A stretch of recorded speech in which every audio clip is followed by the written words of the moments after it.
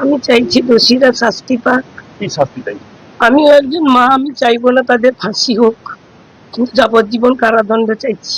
আর চাইছি যে আমরা ভারতীয় জনতা পার্টি করি বলে আমরা আজকে ক্ষমতায় আসার জন্য আমাদের সভাপতি বিরোধী দলনেতা যখন বলছেন সুশৃঙ্খল ভাবে থাকতে, তখন শাসক দলের যারা গরম গরম বক্তব্য দিয়েছিল যে 4 তারিখের পরে দিল্লির কোনো ভাব রক্ষা করতে পারবে না, সেটাই তারা দেখিয়ে দিল। আমি আজকে নতুন সরকার যে গঠন করবে তার কাছে জানাবো যে আমার ছেলের এই মৃত্যুর জন্য শাস্তিটুকু হয়।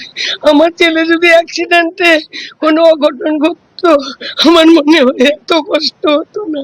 তাকে যেভাবে কষ্ট দিয়ে এতটাইরা মারলো, এটা পুরো তৃণমূলেরই সাজানো গল্প। এখানে শুভেন্দু বাবু মমতাকে হারিয়েছে, যার জন্য আমার মনে হয় এই প্রতিশোধ। এই সময় অভয়ের মা কিভাবে চোখে জল ফেলতে হয়েছে?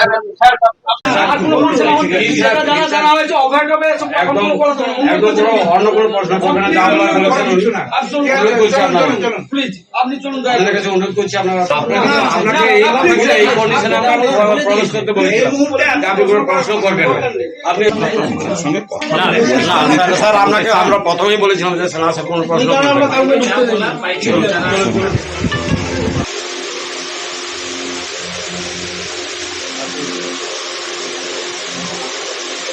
কথা বলবেন আপনি?